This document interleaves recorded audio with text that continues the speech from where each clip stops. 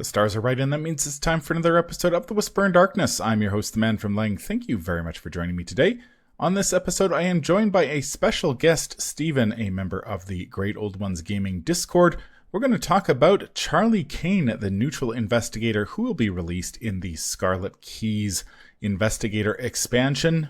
Steven and I have been testing Charlie in multiplayer and solo, and we're going to share our thoughts on this new investigator today. There are spoilers throughout if you care about that sort of thing. If you enjoy what you hear, remember to like, comment, and subscribe. Before we get started, I'd like to thank the patrons of this channel for their tremendous support.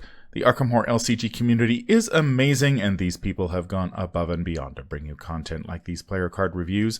If you'd like to support the channel's goals and see your name on this list, head over to patreon.com, sign up for a tier of your choice, and claim your rewards. That would be awesome. Special thanks to Cole Monroe Chitty for the amazing art that graces the channel, Nicole Fiscus for the new Whisper in Darkness logo that I use for the podcast, and Nate Lost in Time and Space for the intro as well as the overlays. Thank you very much. I couldn't do it without you. Without further ado, let's get started. Hello Arkham Horror fans. I have a special treat for you today on the channel. I am joined by a special guest, Steven from over on the Great Old Ones Gaming Discord channel. We are going to talk about Charlie Kane, the new neutral investigator who will be released in the Scarlet Keys Investigator expansion, hopefully at some point later this year. We have already seen a couple of cards spoiled for that set, and so it seems like a good time to talk about Charlie.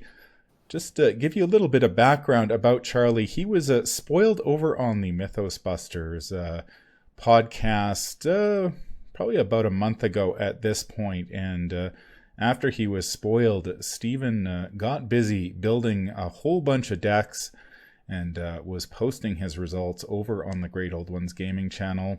I took an interest in Charlie and began to build some decks from a solo perspective, and thought rather than just have me come on and talk about my experience, I invited Steven to join me so he could share his experience playing Charlie from a multiplayer perspective. And we're just going to talk a little bit about our experiences playing Charlie, discuss the card that was spoiled, his signature assets. We're also going to take a look at a couple of decks we built, and talk a little bit about what we hope to see in the Scarlet Keys for Charlie. Now, of course, I have to issue a big disclaimer here. Charlie Kane will be released in the Scarlet Keys Investigator expansion, and there is no doubt that expansion will be loaded with cards that are great in Charlie. So we are taking a look at Charlie based on the card pool as it is now. So take what we have to say with a grain of salt. We're not going to review Charlie or give him a rating or anything like that. We're going to talk about a bunch of different allies that we've played in Charlie, but just keep in mind there will probably be even better allies coming down the road that will work great in his deck, as well as events and skills and whatnot. So we're just taking a look at him from the card pool as it stands now, and hopefully we'll have some insight into what we hope to see in the Scarlet Keys once it's released. So Steven, if you can start off by just giving me the quick and dirty version. What do you think of Charlie after all of your testing? Okay, so first look, he gives 3 additional ally slots, and allies are broken, so automatically that means Charlie's broken, right? That's how this works? No, he's very fun, flexible, and I don't know, I really enjoy him overall, but after some testing, I really feel like I might be a little worried that he'll turn into Lola, in the sense that most of the community seems to use her as a meme for like fun chaos builds, that kind of thing. So I don't know if he'll stand a test of time in terms of relevancy. Like, you know, if you want a fighter, you won't think Charlie Kane, you'll think Mark Harrigan. So whenever you need an investigator to fill a role, you'll probably be looking elsewhere. But I think he offers a lot of fun and a lot of utility. I'm excited for what Scarlet Keys has to offer. Yeah, I'm pleased to report that after my testing that I did with Charlie, I think he is viable as a solo investigator despite his 1111 stat line. I think he's the type of investigator who can snowball pretty easily if you can. Once you get a few allies down on the table, he can really start to roll. And the tricky part I found is actually getting him to that part of the game. It's navigating that early part of the game when Charlie is at his most vulnerable. That is probably the trickiest part, at least in solo, where he doesn't have anybody to support him, and he has to rely on his rather weak stats to get going. But I have really enjoyed playing Charlie. There are lots of fun tricks that you can do with him, with a few cards that we're going to look at in this review. And he's the type of investigator who can make you feel really smart by bouncing allies in and out of play, pulling them out of the discard pile, doing all sorts of tricks that you normally wouldn't be able to do. And that makes you feel really smart as a player, and I think that's why a lot of us play this sort of game to feel smart and clever. Like you said, if you're looking for a fighter, I don't think you're necessarily going to think Charlie Kane. If you're thinking of playing a Clover, you're probably not thinking of Charlie Kane. So it'll be interesting to see down the road what role he really fills, or whether he'll just be sort of the generalist that, you get together with your group. You're like, we need a fighter. Okay, I'll build a fighter Charlie deck or a Clover Charlie deck. No, it's kind of funny because thinking about it now, I was trying to think, well, what would I think of Charlie Kane as? And would it be the ally guy? And honestly, I still think of Tommy Muldoon or or what's his name? Guardian Rogue investigator. They're like more the ally guy. Oh, Leo Still Anderson. feels like Yeah. Leo Anderson, yeah. Still feel like the ally guys, even after playing with Charlie Kane.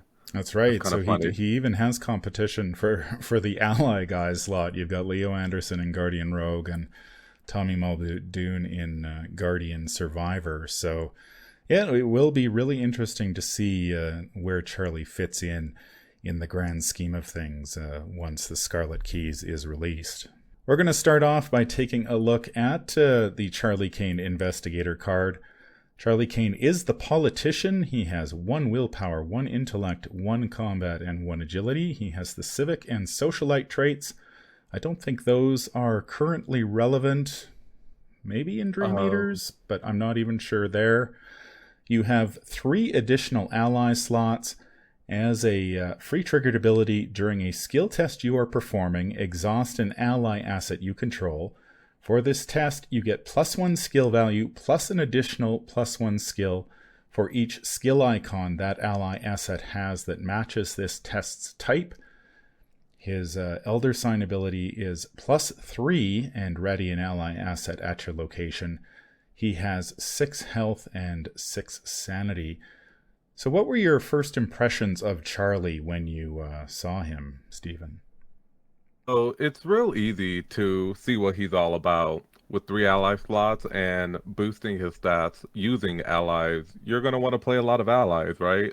Seems very fun. Like, I got really excited because my first investigator when I picked up this game was actually Preston. I sat down and I came in on Circle Undone, and I looked at Preston and I was like, yes, this is my guy. So I'm very excited. Now that I'm more of an experienced player, his stat line has me a little worried. If something happens during the missiles phase, if he experiences some Yogg Sothothery, so to speak, and he loses his allies, he'll be stuck at base 1s, and I feel like it's really easy for him to fall off and die just because of his stats and his sanity and health are so low. And in higher difficulties, like, you have to really be able to, in a harder expert, you have to be able to push yourself to be able to be at a +8 or 9 on some tests, and to jump that hurdle base 1s seems pretty difficult. Yeah, when I first looked at him, obviously he's going to remind a lot of players of Calvin from the Forgotten Age with his stat line. Preston as well from the Circle Undone with his stat line. All ones across the board. I think Charlie's probably closer to Calvin than he is Preston, largely because they both sort of operate the same way.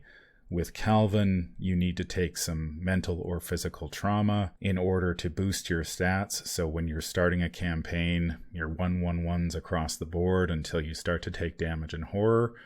With Charlie, you're 1/1/1s until you get that first ally on the table, and that ally can help boost your stats. Preston, I think, is in a slightly different category, largely because he has money. He has lots and lots of money.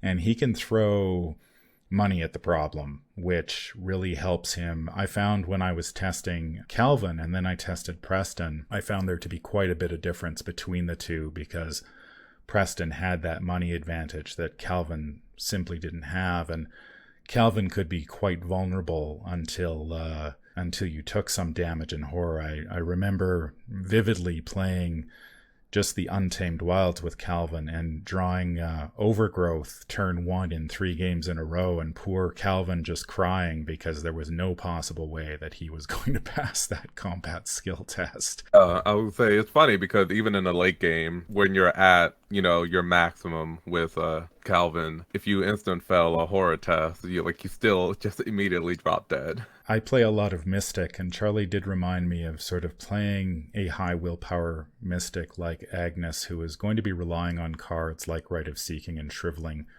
to do most of the heavy lifting while she's trying to fight or investigate. If you've played Mystic in the past, you're probably familiar with those first few opening turns where you are hoping to draw your assets that will power your abilities going forward. And I think Charlie is very similar to that. You really need to get those first couple allies down on the table early, and then he can start to generate some momentum. But if you get a bad draw in your opening hand and don't get the allies that you were hoping to see, you could have a tough couple turns before he gets set up. Now, just to clarify quickly how his ability works, for example, say if you have a beat cop on the table, doesn't matter which level 0, level 2. So what you have to do, you would exhaust the beat cop, and that would give you a +1 skill value. And then since the beat cop has a combat skill icon, that would give you another +1, so you're at +2. And then the beat cop naturally gives you a +1 combat bonus, so you would be at +3. So with Charlie's base skill value of 1, you'd be up to a skill value of 4 by exhausting your beat cop. One ally can generate quite a lot of skill boosts, depending on, of course, the ally that you've got. Now, there are, I think, about 40 level 0 allies at this point, maybe 40 plus. The thing to keep in mind about them is most of them only have one skill icon. So if you do exhaust them, you're only going to get +2 most of the time. There are a couple of exceptions, notably Greta Wagner in the Guardian class. She has, I believe, combat and intellect. And Joey the Rat Vigil also has 2 skill icons. I can't think of what they are, though. Maybe intellect, agility, something like that. That's what they are. Intellect and agility. Yeah, so he has two icons as well. So there aren't that many level 0 allies that have more than one skill icon. So keep that in mind as you go forward. What do you think about his 6 health and 6 sanity? Well, originally I was kind of scared. Actually, Calvin is probably my most played survivor. So I know how fragile that can be, but I also know how tanky having a lot of allies can make you. Guardians are notoriously known for being tanky, quote unquote, and that's just because they like buying a bunch of charismas and playing 3 different allies. Well, Charlie can play 4, and from my experience, I've never hoarded out or taken too much damage and got defeated because I had so many allies that were able to tank for me.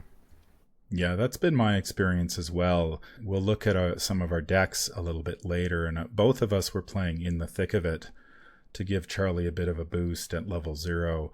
for that 3 XP, which, of course, when you play that card, you're taking 2 trauma, your choice. But even with that card, I don't think I ever died due to damage or horror. It got pretty close sometimes. There were some games where it was like, well, if I blow this test, I'm probably going to die. But if Charlie can get on a roll and get a few allies out on the table, that is usually more than enough to make up for his low health and sanity. I certainly think if they had made it any higher, he probably would have been maybe a little bit too tanky. Yeah, no, he would have been busted. 6 and 6 seems a little bit low, but once you get a bunch of allies down on the table, you're good to go. The one thing that's, I think, really important to point out about Charlie Kane's front side is that those 3 ally slots, you're giving up a lot for them. You're basically giving up all of your stats to have 3 additional ally slots, and you really cannot understate how important allies are to Charlie Kane. And I know when I sat down to build my first Charlie Kane deck, there were, I had allies, I thought a fair number of allies, and then, a few other choice assets that I thought would be really good. And quickly discovered as I was playing that I rarely wanted to play other assets. If it wasn't an ally, I was really reluctant to spend the resources on it, because Charlie's ability is not limited in any way. If you have 4 allies on the table, you can exhaust them all and boost Charlie's stats through the roof, or you can spread them out over multiple tests per turn. But you can't do that unless you've got allies.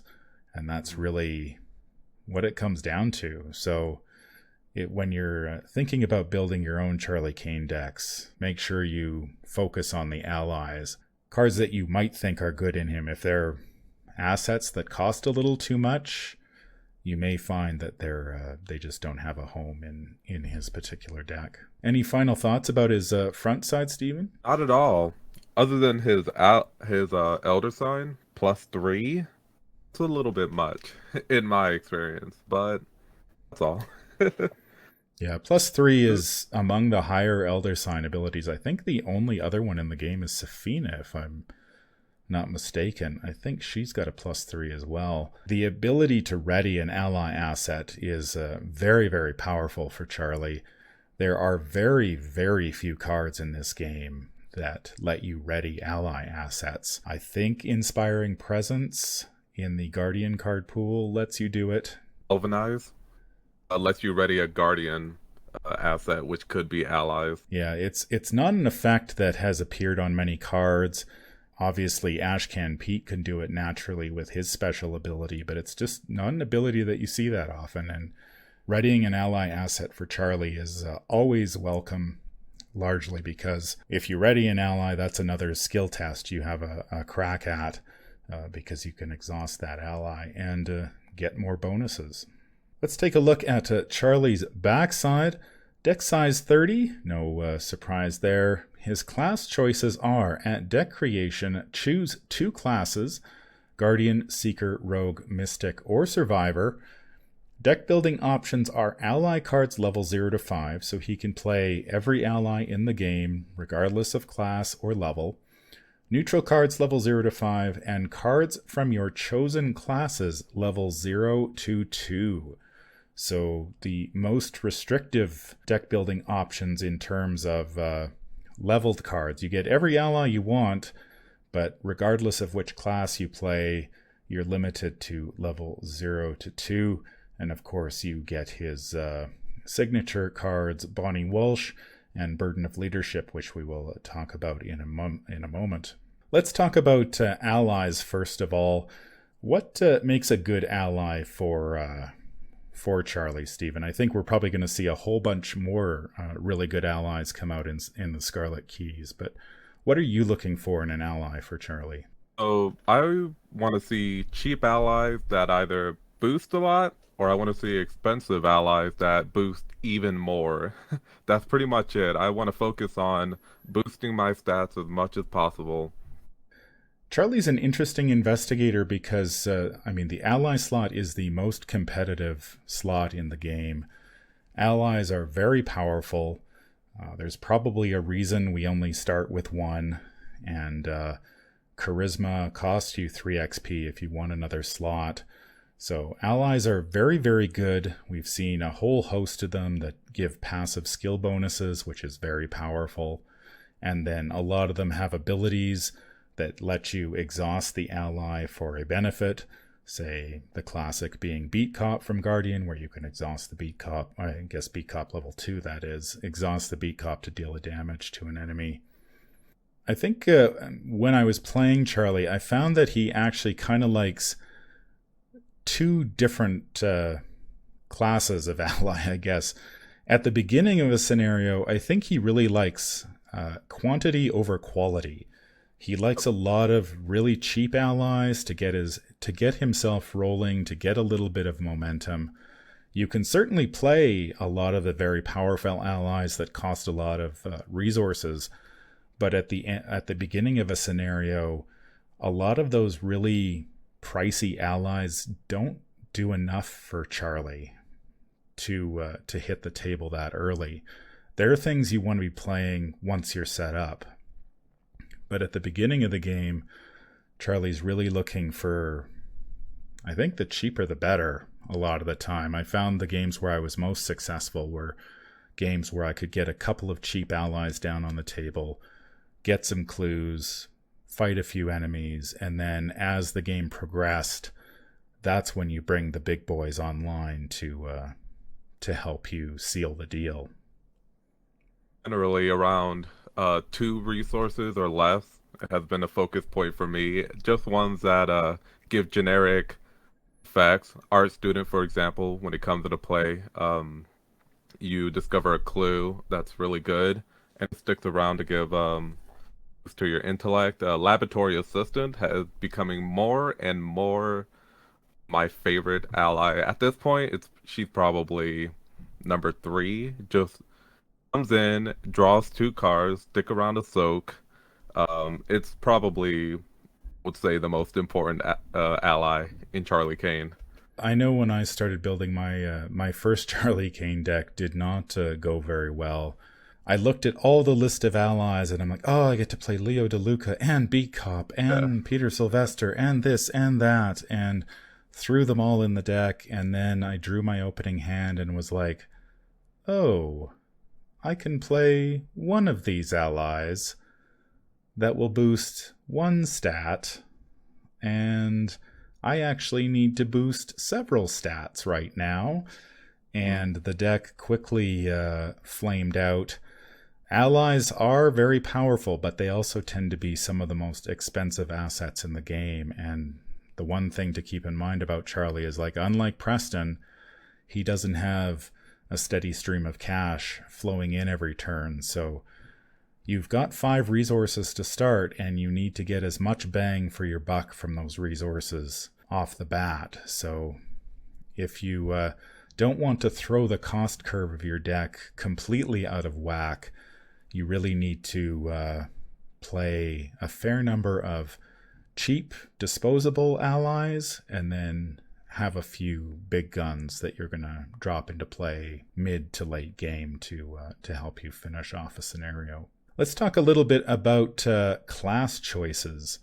You are, when you pick Charlie, you get to take 2 classes from the 5. What has been your experience with picking those classes? I love that you can pick and choose. Being able to mix classes and match a playstyle that you want in the same investigator allows for a lot of fun, unique builds and crazy combos. At least that's what I originally thought.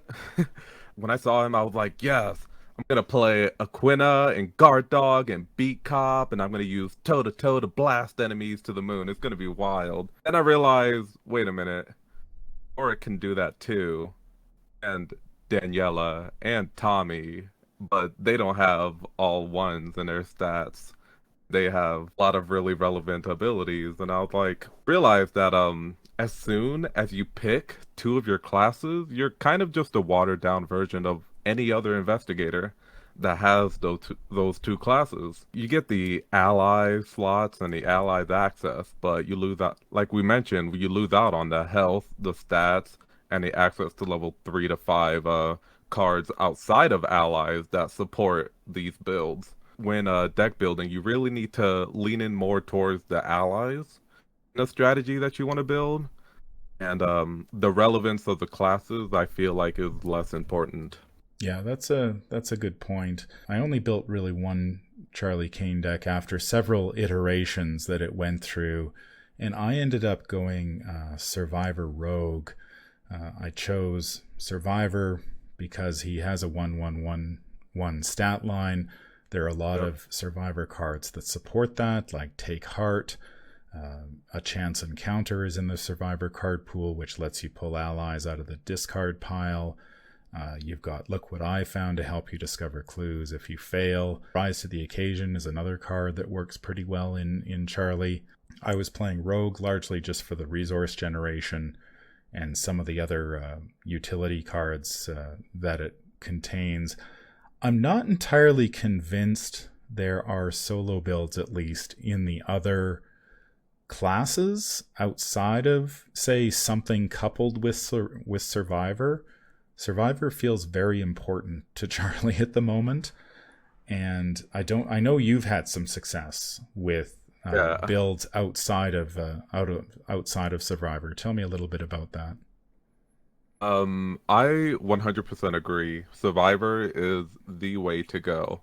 Outside of Survivor, I don't know, like the decks that I've had success, like my Guardian Rogue deck, just because it was a fighter deck where I focused in on the allies and was able to boost my my stats using the fighting allies. Yeah, I think of all the classes, I think there's probably viable Charlie builds in all of them. The only one I sort of think maybe not is Mystic, simply because so many of the Mystic assets rely on you having a high willpower, which Charlie doesn't have, so it's sort of a two-step process at that point. Not only are you trying to build up Charlie's willpower, but then you're trying to draw these assets that leverage that willpower. That doesn't seem like a particularly good plan. That said, there are an awful lot of very good Mystic events, such as Deny Existence. You've got Drawn to the Flame, you've got Read the Signs, you've got Spectral Razor, Ward of Protection. And there are some very good Mystic allies as well. You've had a lot of success with Summoned Hound, and I think I've also heard of players using David Renfield to not only boost Charlie's willpower, but also his resource generation to help pay for more allies down the road. So while I don't necessarily think the Mystic assets work very well with Charlie, I think you might be able to find a build there that leverages some of the events. I agree. Like I mentioned, I built a lot of decks, and most of them, every time I pick a Mystic, it's just for the utility of Ward of Protection. Like, I focused a lot on my original class, so I would say, hey, let's go ahead and throw in Ward of Protection just because I can. Yeah, and I noticed when I was building my solo deck, I leaned very heavily into the Survivor cards, and, I did include a few of the best rogue resource generation cards like Faustian Bargain and Watch This, a few of the really powerful utility events like Elusive. I played around with Lone Wolf for a little bit, thinking that might get me some more resources. But for the most part, I leaned pretty heavily into Survivor simply because that's really what really helps these low stat investigators. And I don't think it's really any coincidence that I think all three of them at this point, Calvin, Preston, and Charlie, have access to the Survivor card pool as one of their as either their primary class or one of their secondary classes in the case of Preston. That brings us to Charlie Kane's signature cards. He has a signature ally, of course, and a signature weakness that is pretty painful. Let's start off with Bonnie Walsh, the loyal assistant, 3-cost asset with 2 willpower skill or 2 wild skill icons, ally, civic, and assistant trait. Charlie Kane deck only. As a response, after you exhaust Bonnie Walsh, ready another ally asset you control. Limit once per round. She has 2 health and 2 sanity and takes up an ally slot. Bonnie is one of the best signature assets in the game, I think. She is so critical to what Charlie Kane wants to do. From her relatively low cost at 3 resources, the 2 wild skill icons are amazing. Any ally that has a wild skill icon is gold in Charlie, because it just makes them so very flexible in him. And the fact that she can ready another ally asset you control when you exhaust her. There are lots of tricks you can do with that. You can exhaust an ally to boost Charlie's stats, then exhaust Bonnie to ready that ally, and then either save that ally for a second test, or if you need an even bigger bump, exhaust that ally again, because there's no limit on Charlie's ability. How has Bonnie performed for you? She is insanely broken, like to the point where I kind of hate it. Like, I hate cards that are like way too good for this game. Her having 3 wild icons kind of makes Charlie a 4 in all stats, I feel like, at least from my experience when I played her. And because, you know, with the 2 wild icons and his ability, it boosted to a 4. That is really good in just one card. And then on top of that, being able to exhaust another ally, which allows you to use these allies for additional effects. One I can think of is Dr. Milan Christopher, being able to unexhaust him to exhaust him again for an additional resource. Like, he was tabooed because that was too strong. So I feel like this kind of brings it back and opens it up to all the other allies that do the exhaust effects. Bonnie is very, very good. I know in the games that I played with Charlie, the games where Bonnie hit the table usually went a lot more smoothly than the games where she didn't show up. Like you said, having basically 3 wild skill icons that you can add to any stat makes her extremely versatile. I don't honestly think, given that Bonnie is so powerful, I highly doubt that we will see another ally with 2 wild skill icons. It just seems like that would be between Bonnie and that theoretical ally, that Charlie would just be too good at that point. Charlie's signature weakness is Burden of Leadership. It has the flaw trait Revelation. If you control no ally assets, shuffle Burden of Leadership back into your deck. So there is no getting away from this one. You are going to have to deal with it at some point during a scenario. For each ally asset you control, you either exhaust it or deal 1 direct damage and 1 direct horror. I came to really loathe this card in my playthroughs with Charlie. I don't think you are playing so many allies in Charlie that the first part of the game text where you have to reshuffle it back into your deck, I don't think that will happen all that often. And if it does, your game has already gone off the rails and you're probably losing. So if you have no allies, you're doing Charlie wrong. 100%. Yeah. But when this thing hits, you have to exhaust every ally you have, or you are dealing 1 damage and 1 horror to it. That can devastate your board if you get caught at the wrong time. If you're really faced with a damned if you do, damned if you don't choice, because if you exhaust all your allies, then you don't have skill boosts for an entire turn, depending when this hits. If you start dealing direct damage and direct horror to your allies, unless you have some pretty damn tanky allies on the table, that has a chance to kill them outright, especially if you've been relying on those allies to soak damage and horror for you. And this comes along and finishes a bunch of them off before you were ready to. So this one is nasty. Yeah, no, I agree. It's one you have to be ready for. kind of at all times. You have to know if you're going to draw cards during your turn, then you need to plan around and think, hey, I'm not going to exhaust my allies because I plan on drawing. You're going to have to hold all of it off until until the upkeep phase, where at least they'll be ready, where you can have that choice. Yeah, I think probably best case with Burden of Leadership is you draw it, you get an ally on the table, and then you draw it. The ally takes a couple damage and a horror, and this goes away before you've sort of built out your board, and you might be more vulnerable to losing a bunch of allies that you weren't quite ready to lose at that time.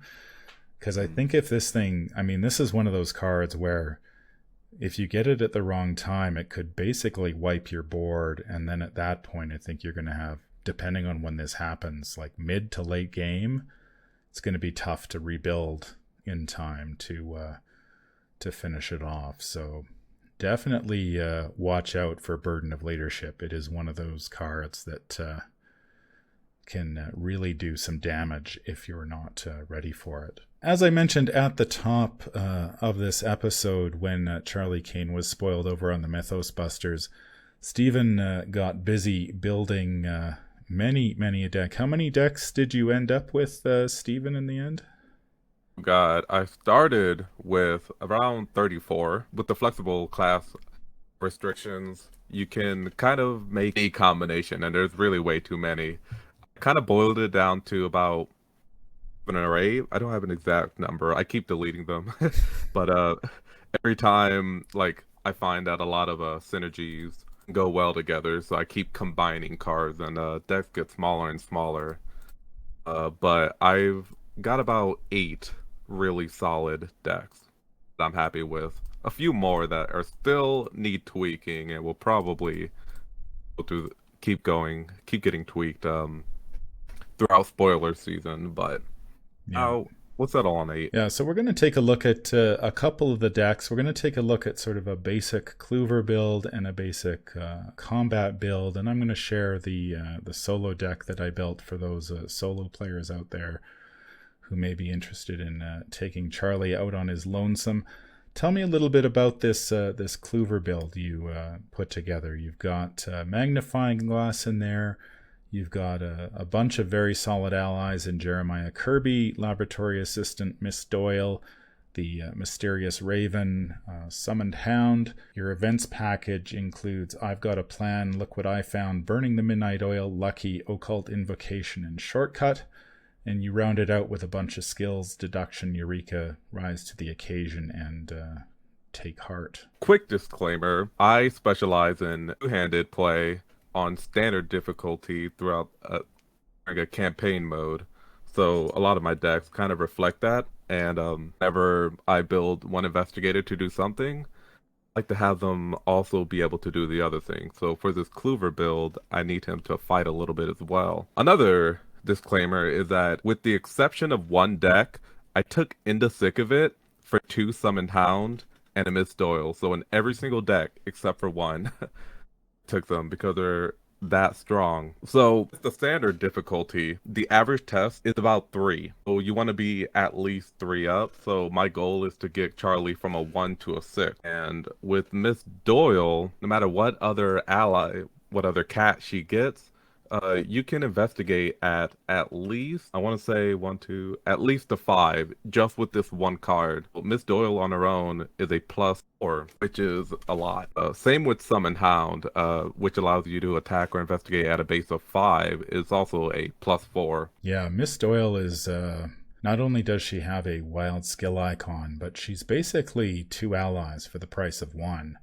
You get Miss Doyle when she hits the table, and then you get a cat. Now, the other cat that you get is random, but all of those cats have skill icons, of course, that you can use, right, as well as their other ability, which can be helpful. Talk to me a little bit about Summoned Hound. What has your experience been with that card? Because I know I looked at it, and I sort of shied away from it largely because of the weakness that comes along with it. Yeah, so originally I was fully terrified. Having a weakness that removes an ally and puts in an enemy is extremely detrimental to an investigator that needs allies and only has ones in all their stats. But it is so good that I decided to kind of shape all of my decks around having Summon Hound. I would say Summon Hound is probably the strongest ally he can get.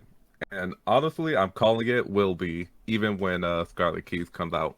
We'll see. But like I mentioned, being able to fight or investigate as a free trigger, this allows so much flexibility. You're able to do either or, be Yeah. able to contribute to any objective there is in a game. Yeah, and that's one of the sort of, I think, when you build two-handed decks, is that sometimes if you focus those decks too much, you can end up with one deck that sort of does all of the one thing and the other deck does all of the other. I know when I was playing, for example, like Nathaniel Cho and Harvey Walters together, Harvey does the clues, Nathaniel kills the enemies, and if there are no enemies, Nathaniel just kind of tags along and doesn't have a lot to do. And I could see that being really boring for a player. You've built this deck, so even if Charlie, like this deck, is focusing on discovering clues, he can help out and kill enemies as well if necessary. Now, because of his weakness, or the weakness of Summon Hound, this made it really important to have ready with an event or a way to deal 3 damage at any moment. So that's why I chose Occult Invocation and I've Got a Plan. You can basically hold them up in your hand and run around with Summoned Hound the entire game. Then as soon as that weakness comes out, you kill it. Let's see what else I got here. A Laboratory Assistant and Mysterious Raven are really cheap allies that boost your intellect. Now, I know we've compared Charlie a lot to Calvin, Preston, those investigators, but after thinking about it, I realized that it's a lot like Amanda Sharp to me. So in Amanda, a lot of people like to take a card and you take a card and you put it underneath her and that card gets committed. So having a lot of wild icons would be great, right? If you're going to be taking an intellect test, then it doesn't matter that those icons commit to your agility or your willpower test, right? So I found that having a lot of focus is really good. That's why I went with both Laboratory Assistant and Mysterious Raven here. Jeremiah Kirby, this used to be Dr. Milan. And the thing about Dr. Milan is that, or any investigator that exhausts for an effect, that if you exhaust them for the boost, they won't be untapped for that effect. So with Dr. Milan, my first play was when I finished building my deck was play Dr. Milan, go to investigate, and then I realized exhausted, I'm not getting this resource, and now I'm poor and can't afford any of my other allies. So went with Jeremiah just because being able to draw into your other allies is really good. He can find your Summoned Hound and your Missed Doyles, or he can find your resource generation, like your Occult Invocation. Yeah, that's a good point that you make. When I was looking at Dr. Milan, it's sort of like if you play him untabooed in Charlie, you get to really see just how overpowered he is without that exhaust, because then you're getting the boost and you get the resource anyway, which then lets you play more allies, which then lets Charlie snowball that much faster. If you're playing the tabooed version where you have to exhaust, that brings Dr. Milan back in line with many, many allies that have to exhaust in order to trigger their effects. And that's one of the decisions you have to make when you're playing Charlie a lot of the time is, am I exhausting this ally to get the skill boost of, say, 2 or 3, or do I need that effect? In which case I have to leave the ally untapped or pray for an Elder Sign, which isn't much of a plan really, but yeah. I guess it's something occasionally you will get lucky and pull one.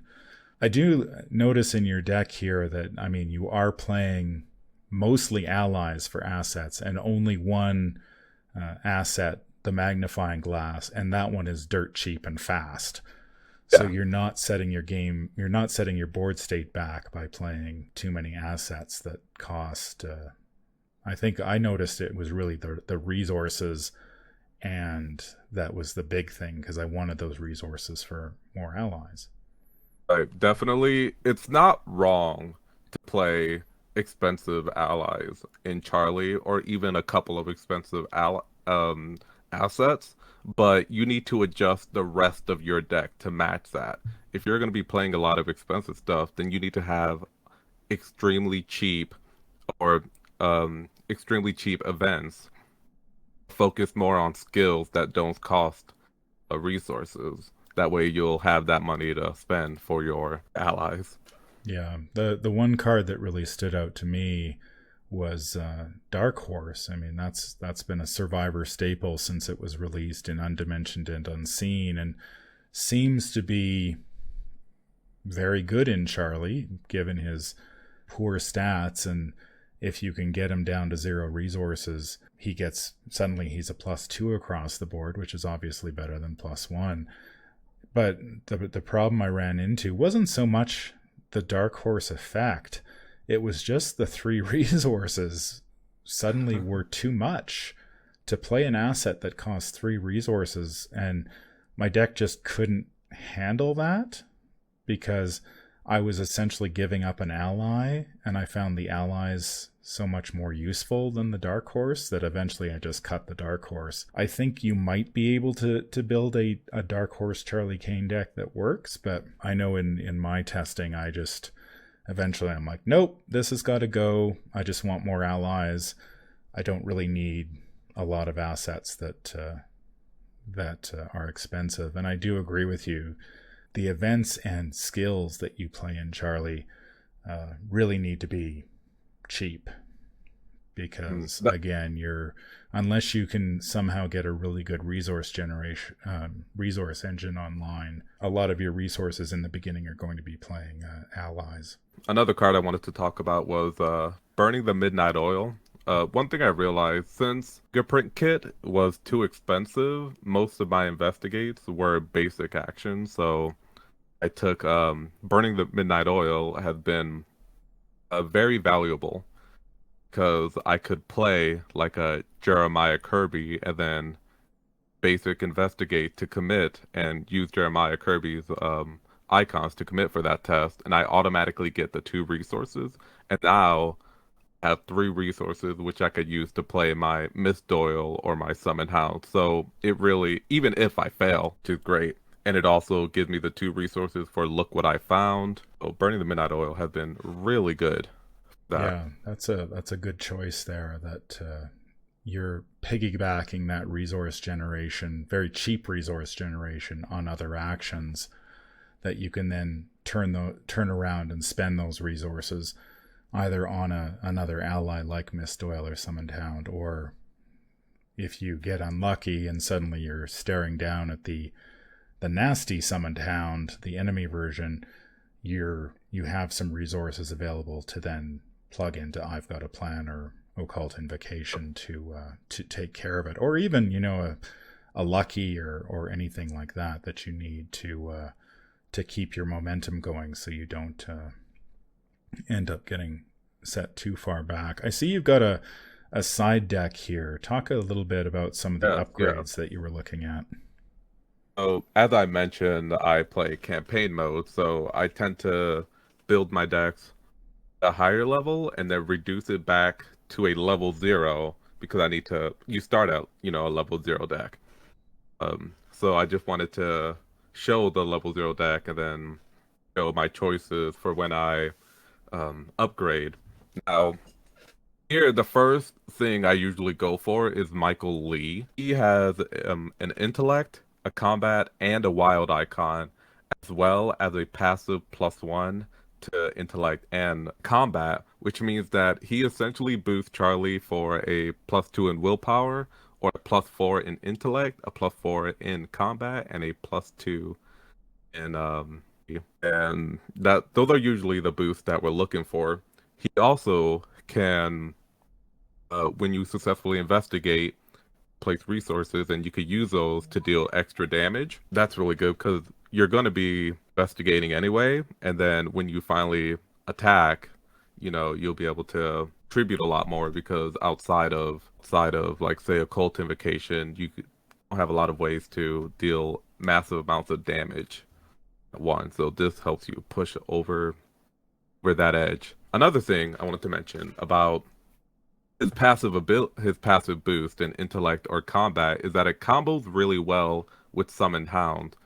So if you have Summon Hound and Michael Lee out and you take the fight or investigate with Summon Hound, it sets you at a base of 5, and then Michael Lee's passive boosts you to that 6, which is that spot that we want to get to, as I mentioned, in a standard difficulty. You generally want to be able to get to a 6 while being able to boost yourself to an 8 if you need to. And so you can attack with just Summon Hound, then make another attack with Michael Lee, and use Michael Lee to boost that. So Michael Lee is really important here. Yeah, it's interesting that you included him in the deck because as I was going through the allies, I mean, the level 0 allies, as I mentioned before, there's only the 2 of them, Greta Wagner and Joey the Rat Vigil, who have 2 skill icons. Once you gain some experience, your options open up considerably. Michael Lee being one of the better allies, actually, for Charlie because of his icon spread as well as the 2 passive bonuses he gives. Other allies that are pretty good for their value there is Greta is also really good. She gives you a huge boost, 2 passive stats as well as the nice icon spread. And then another one to look at is Lola Santiago. Now, Lola is already pretty amazing, but I think she gives you a 4 by herself in intellect. She gives you like a passive intellect, and then she's got 2 intellect skill icons. So with 1 exhaust, Charlie is suddenly at a 5 by exhausting 1 card, which is pretty powerful. So next I have Granny, Oren, and Ikiaku. I think that's how you pronounce that. I'm going to go with that. They both boost your willpower and your intellect, which is important. Being able to passively boost your willpower for when you need it, as well as this is a Clover build, so I went with the intellect. Not much to say there. They both boost both for 3. It's been really good there. One of the cards that I was interested in talking about was Protecting the Anernique that you included. Yes. It's one of those rare effects besides a chance encounter that plays around with allies. Losing your allies is no good. If you have Bonnie Walsh and God forbid something horrible happens to her, this allows you to bump it right back. But it also allows you to draw 3 cards if your allies get discarded by a card effect, and we actually have quite a few of those, quite a few strong synergies here. So like with Mysterious Raven, for example, you can discard it to discover a clue, and that counts as discarding by a card effect. So you could then play Protecting the Anernique to draw 3 cards. So now for a free trigger action, you discovered a clue and drew 3 cards. It's really good. Also combos with Miss Doyle and her other cats, the 3 cats. Can discard them to automatically succeed at a relevant test, whichever test that they like, and you can discard them and then draw 3 cards. If you have Summoned Hound and you want to kill it, for example, you can, because you're scared of drawing a weakness, let it die and draw 3 new cards. Maybe draw those other non-summoned hounds, or even the weakness that because you just got rid of it, summoned hound. So yeah, that's a pretty good call, and it is a Seeker Mystic card. So certainly, I mean, Seeker is one of the strongest classes in the game, and if you're going to go Clover with Charlie, then it makes a lot of sense to make Seeker one of the classes, and having access to a card that will draw you a bunch of cards if an ally leaves play. And if you're playing Charlie, that's just a matter of time. That's a pretty nice choice. I wanted to talk a little bit about In the Thick of It. I know both of us included that in our decks to give Charlie a bit of a boost to be able to pick up cards like Miss Doyle and Summon Hound right off the bat. Do you think it's going to be an absolute requirement in Charlie, or do you think you can get away without it? I'm a firm believer that you don't need the entire need it. That you don't need it. It's like, why not? Mm-hmm. Feel like um, it's free experience in him, and you get access immediately to what I feel like are the best allies for him.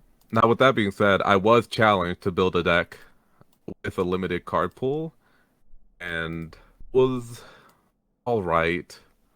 As you mentioned, most of the level 0 allies don't have a good icon spread. So having access to the higher level ally, that's when your deck starts to get really good. Yeah, that's what I noticed as well. Like I built several iterations of Charlie Kane when I was playing him, and initially I had tried to avoid including in the thick of it and just focus on, seeing what I could do with the level 0 card pool. And after several quick defeats and a little frustration, I broke down and included in the thick of it. And as soon as I did, it was like a light switch had gone on, and Charlie suddenly began to function as intended. So it'll be interesting to see with the release of the Scarlet Keys, depending on which allies we get in that set, whether in the thick of it remains as important as it seems right now. Tell me a little bit about the combat version of Charlie Kane that you built. You have a couple copies of Sledgehammer. This is a Guardian Survivor build, so 2 copies of Sledgehammer. You've got a Beat Cop in there, Guard Dog, Laboratory Assistant Miss Doyle, Stray Cat, Summoned Hound. For the allies, the events, we've got Look What I Found, Emergency Cash, Live and Learn, and Toe to Toe. And for skills, there's Guts, Inspiring Presence, Take Heart, Take the Initiative, and Vicious Blow. Wouldn't say there are really a whole lot of surprises in the event or skill package. How does this deck perform? Extremely well. Originally, or at least my earlier iterations, I hated it, but I revamped it, and I found that I really, really enjoy this deck. So, first off, it kind of plays similarly to the Kluver build, just because I'm so focused on Miss Doyle and Summoned Hound. It plays to that same strategy where I want to get them out, and now I'll be able to either fight or investigate. I feel like in that part, it kind of does the same thing. With access to Sledgehammer and Toe to Toe, are able to deal with Summon Hound's weakness a lot better, because with Sledgehammer, you can take the 2 actions to deal 3 damage. Or with Toe to Toe, you can, and Guard Dog, you're able to deal a Tessalith 3 damage. Mm-hmm. Yeah, the Guard Dog Toe to Toe combo is very nice. I've played that in Daniela quite a bit, and it's very, very good. The fighter build, Guardians are known for being very resource intensive, needing expensive weapons and expensive allies to be able to do their thing. I had to really manage the rest of my deck to work around this, and I think I did a very good job. That's one of the reasons why Stray Cat is in here, is because it's just an extra cheap ally I can use for a free evade on an enemy I don't feel like dealing with if I'm not ready for, or if it's one that I should just avoid overall, like, say, the Conglomeration of Spears. Like, let's not waste our time with that. Originally, Lucky was in here, but I found that Live and Learn synergizes a lot better with the fight action on Sledgehammer. Now, I was never worried about the -1, because I can exhaust so many of my allies to boost myself really high. But with the 2 action one, where you get +2 combat and +2 damage, if you fail that, you only have 3 actions. So you're kind of SOL. And usually in that scenario where you're using that, you have, say, the Summon Hound weakness on you. So being able to Live and Learn that test is really good. Yeah, I really like that that bit of tech. That's pretty. That's very clever. Guts, I didn't include on my last deck because I would upgrade it to Granny Oren and Ikyaku. But when you have a lot of allies out, you'll be able to boost yourself in little increments. But sometimes you need that extra push, so I like to have flexible skills in my deck.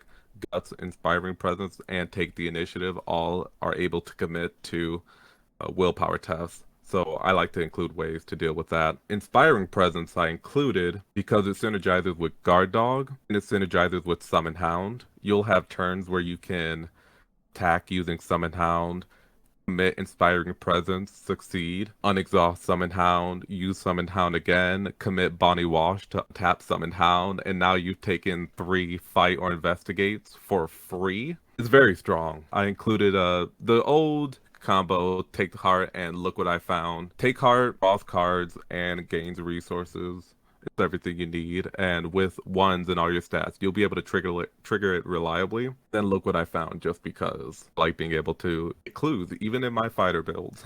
And you've got some upgrades here as well. You've got Brand of Cthulhu, Ever Vigilant. That seems pretty obvious for most Guardians. Greta Wagner again, amazing icons and passive skill boosts. Jessica Hyde, another very solid ally. Michael Lee makes another appearance, and Righteous Hunt. So Brand of Kasuga, whenever I build decks, I like to have multiple ways to do that one thing, and with Sledgehammer being very prevalent in my hand slot, I really focused in on Sledgehammer. I wanted to have another way of being able to fight in case I don't draw Sledgehammer, and I didn't want to have too many events. I wanted to have a lot of assets that stick around, and Brand of Kasuga is really cheap. Does not take up a hand slot. It takes up an arcane slot, which is great, and it gives them a little boost and deals up to 2 damage. So it's been a really strong inclusion in my decks. One thing to note is that it does take up an arcane slot, and so does Summon Hound, so you need to be wary that you only have 2. Jessica Hyde makes you extremely tanky, and with just herself, she gives you a +3 combat, as well as helping out into combat with your other tests, like your Summon Hound tests. Righteous Hunt is one that I wanted to talk about for a second. So, like I mentioned, when I play two-handed, and this build is my fighter. I like to play cards that allow my cloovers to let my cloovers off the leash, to let them run around, so to speak. I can stand in one spot and play my expensive allies and take the time that I need. That if my clover that's 2, 3 locations away, if they draw an enemy, I can just run over there like real quick and then be able to deal with that enemy. And if they don't, then I can just continue holding it in my hand for when they do. Continue to work on all of my stuff. So I really like Righteous Hunt. I do really like the inclusion of Brand of Cthulhu in this deck, primarily because it does use the arcane slot. So you've got the Sledgehammer as your main weapon, and then you've got the Brand as your secondary weapon, and it only costs 2 resources, which is a real steal when you're trying to play assets on the cheap and save as much money as you can to play your allies. Having a 2-cost weapon that you can drop down and not end up with slot conflicts is pretty nice indeed. You mentioned that you had built many a deck and sort of have whittled it down to 8. What are some of the other decks that you have played around with? I know you showed me a Charlie Kane synergy version when we first started talking. I'm sure you tried a Sled Dogs build. That seems like something that you would come up with. Yeah, so the synergy deck, I just realized that you're already playing a lot of, with all the allies, you're playing a lot of different classes anyway, even if Charlie is neutral.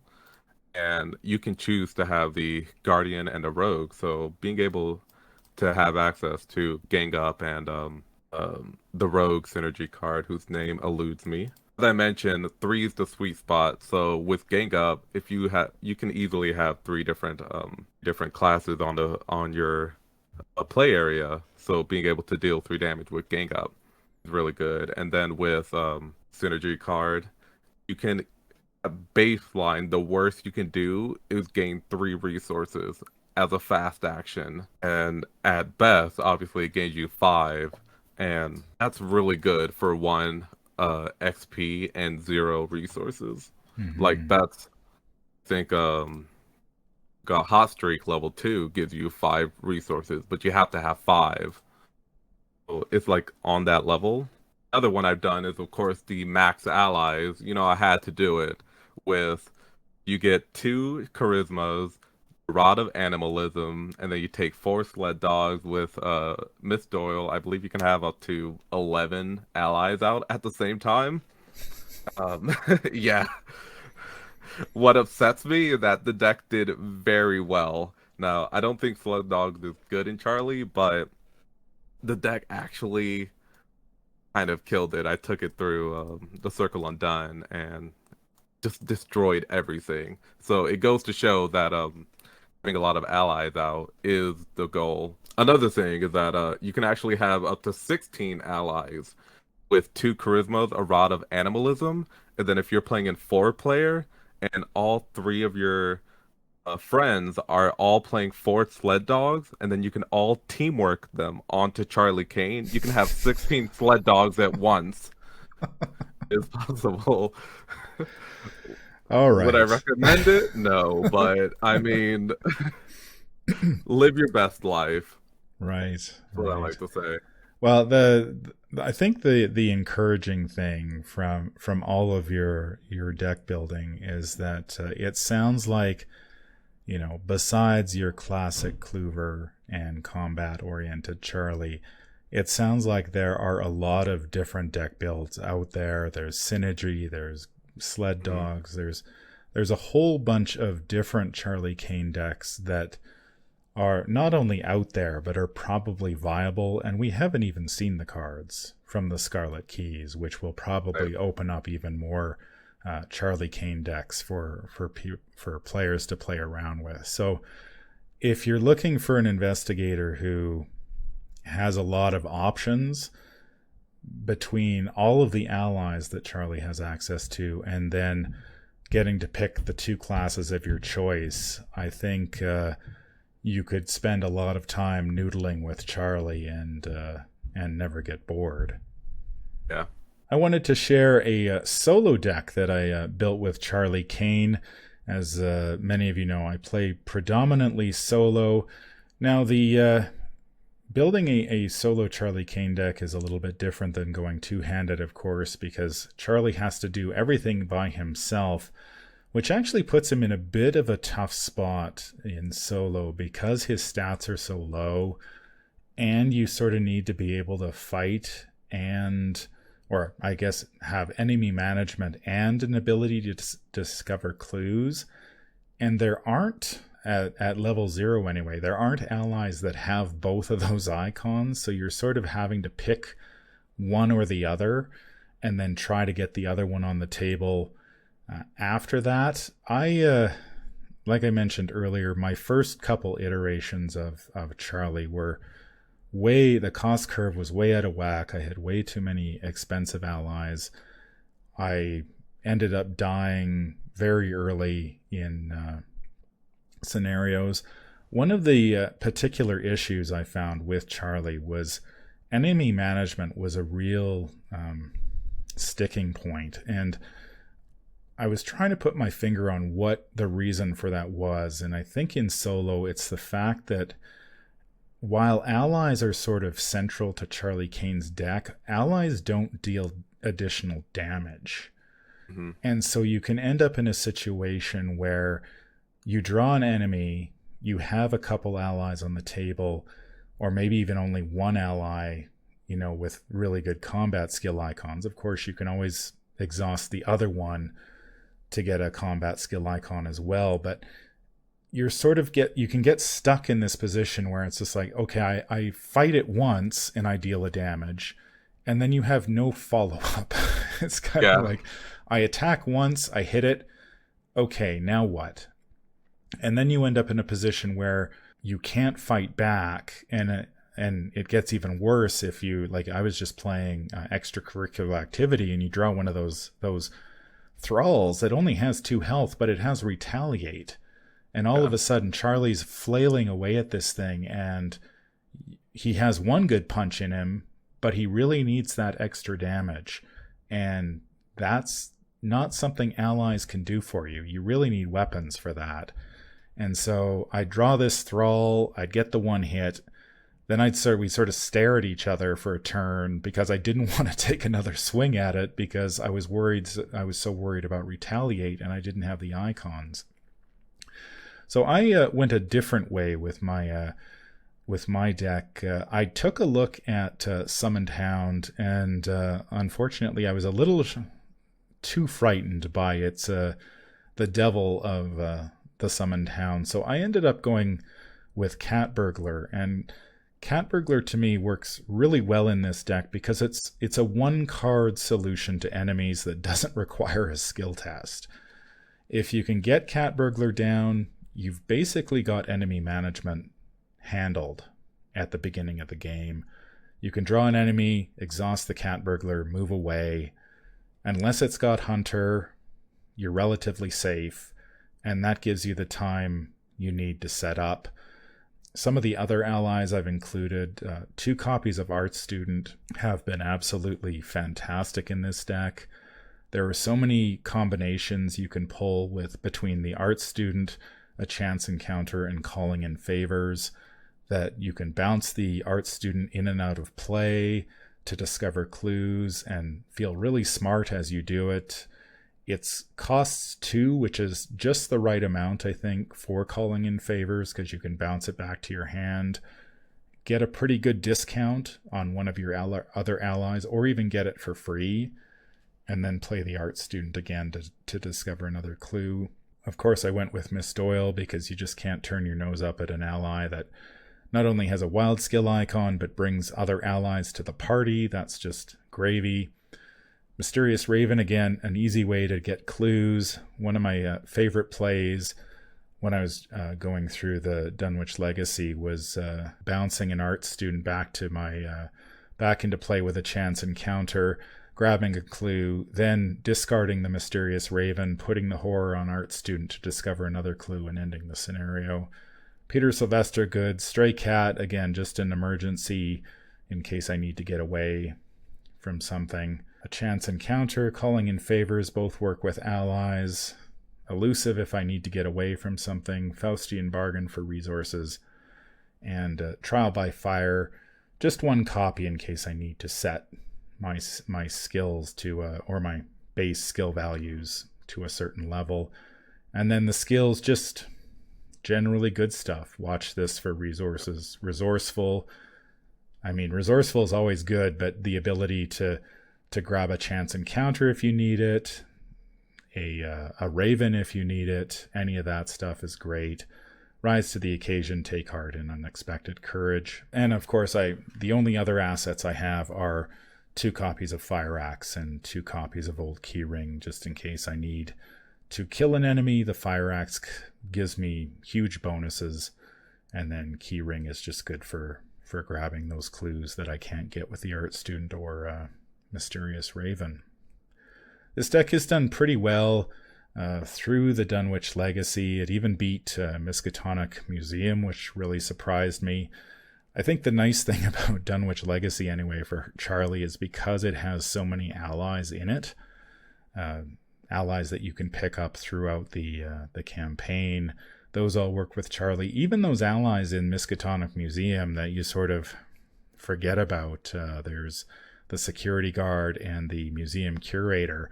Those are both allies. So if they're on the table, Charlie can exhaust them to get skill boosts with them, which is something no other investigator can do, which is kind of cute. And when I realized that, I was kind of shocked and pleasantly surprised because suddenly I had an extra skill boost that I wasn't counting on. But this deck has done really well.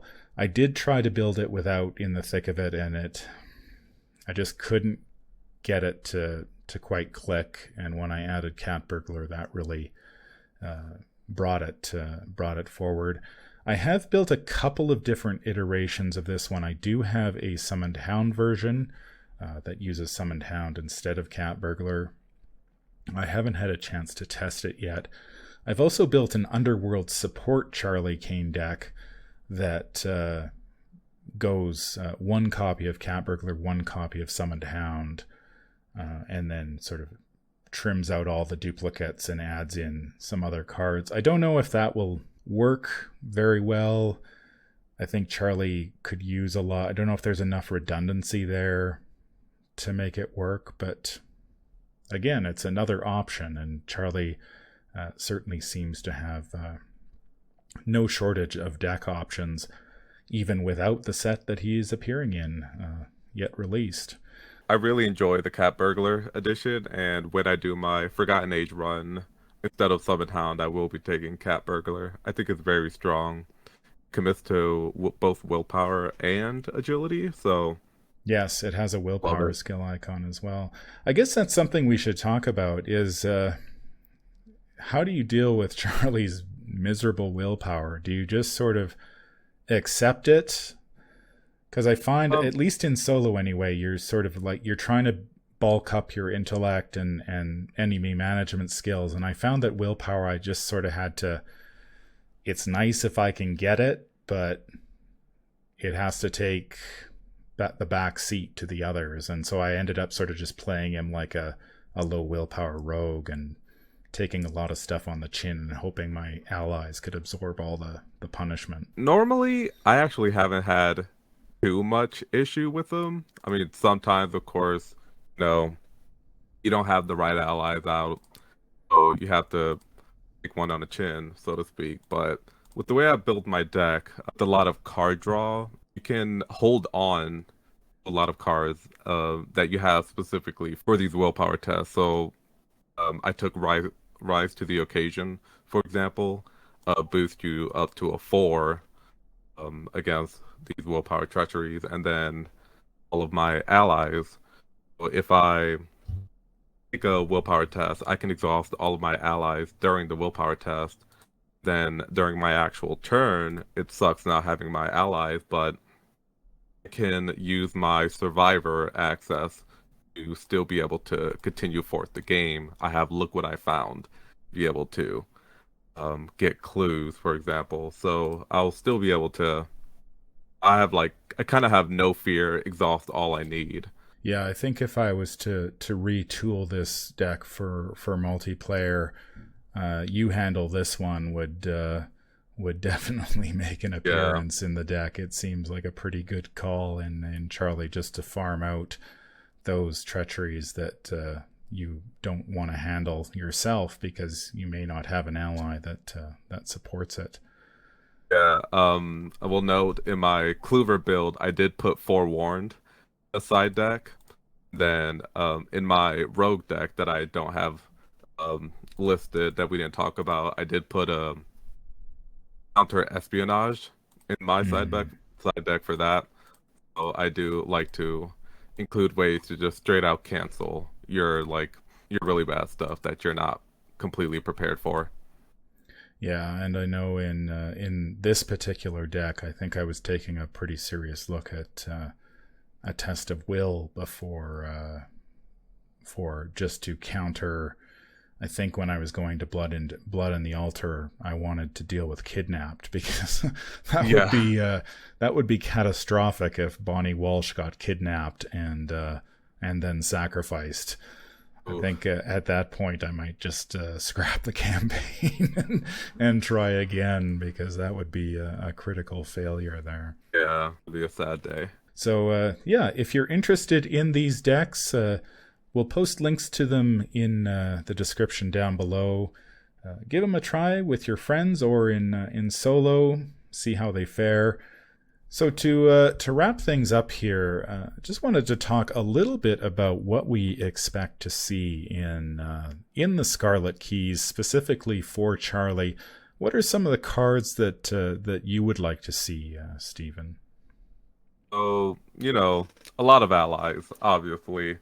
I want cheap allies with redundant effects. I love Laboratory Assistant. It comes into play, draws you a couple of cards. Art student, sorry, comes into play, gets you a clue. So I want to see cheaper versions of allies that are out that exist have this redundant effect. So like if Jeremiah Kirby is big laboratory assistant, I want to see a small Dr. Milan, for example. Yeah, I'm in the same boat. I would like to see some cheap allies. I'd even be happy to see like a cheap ally, level 0 ally that just has 2 skill icons, to be honest. Like something maybe 2 cost, has a combat and a intellect skill icon that you can just get on the table early. You've got something to fight or discover clues if necessary. And then if you want, you can either it will die once you've sort of got a little bit of momentum going, or you could pop it back to your hand with calling in favors to bring out a bigger ally once you're sort of stabilized. Something like that would be really good. I'd like to see some thematic allies for one. Oh, yeah. We have plenty of allies in the game already, but unfortunately, when I sat down to build Charlie, I wasn't quite expecting him to be the cat and dog man, but that just seems to be the way it turned out. He really likes his animals for some reason, which seems a little off base for a politician. So I am hoping to see, political operatives and who knows, businessmen, stuff like that. Yeah. That you can sort of build a little bit more of a thematic Charlie Kane deck, because right now it is a bit odd that his best allies are Summoned Hound and Miss Doyle. And once you gain a few experience points, of course, you can pick up Black Cat, which is great for Charlie because it has 2 wild skill icons. I think it's the only other ally besides Bonnie Walsh that has 2 wild skill icons. So it does cost a boatload of XP, but having basically 3 skill shots in one card is often too good to pass up. I'd also like to see some cards, a little bit more, a few more cards that let you play around with allies. I know we've seen, we've got a chance encounter, which is in Survivor. We've got Calling in Favor, which is neutral. There's Inspiring Presence that is in Guardian, but we don't really have a lot of cards, and I don't know how far they could push that theme without ending up breaking, but I think there's some room there to play around with and sort of flesh out some neat cards that let you manipulate allies in interesting ways. One of the final things I'd like to see is just I'm hoping that when Scarlet Keys is released, that there is enough support in the set to build Charlie, to really take advantage, I guess, of that flexible deck building that he has and be able to pick the 2 classes that you want. Because right now it feels like Survivor is head and shoulders above the rest, and then it just depends whether you want to fight or discover clues, in which case you pick Guardian or Seeker, or if you want some other utility in Rogue.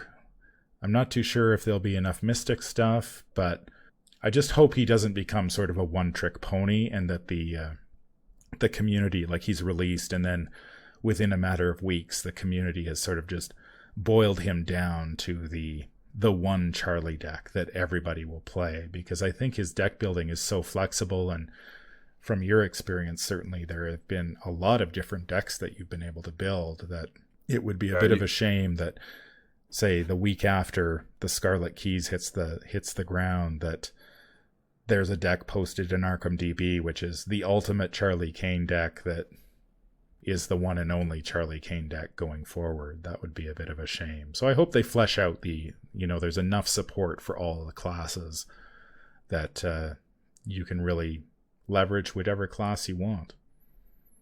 Or you can always count on me to be out there building the totally off Charlie decks. If no one else will, I'll do it. Well, when I search Charlie Kane decks on Arkham DB, I expect to see your name underneath 90% of them, and then maybe one or two others. Is there anything you'd like to add, Stephen? Man, this has been quite the conversation. Yeah, just one more thing that I totally forgot to mention years ago. So, a chance encounter level 2. Let's talk about that for just a quick second. Sorry, I should have talked about this. Forgot. Anyway, Summoned Hound. At an additional cost to play Summoned Hound, you search your bonded cards for one copy of the Unbound Beast and shuffle it into your deck. A chance encounter level 2 puts it into play. You're not playing it, you're putting it into play, which means you don't get that weakness. If you just commit Summon Hound to an intellect test or a fight test, and then play Summon Chance Encounter, you get Summon Hound without the weakness. Yeah, that is the trick with Summoned Hound. If you do have level 2 Chance Encounter, pitch the Summoned Hound into your discard pile, bring it back with a Chance Encounter level 2, and you're good to go. And you never have to worry about the Summoned Hound's weakness, which is awesome. Yeah. Considering the power of Summoned Hound in Charlie right now, that is very nice indeed. I don't have any more to say. I think we covered most of the bases. You know, we could go on for hours and hours talking about all the things you can do. But overall, I think he's very fun. And I can't wait for Scarlet Keys to give me 30 more decks to build. Yeah, I think that's, if you walk away from this episode with one thing, I think that it is that Charlie is an awful lot of fun to play. Don't let his dreadful stat line get in the way. There are a lot of different decks that you can build with Charlie.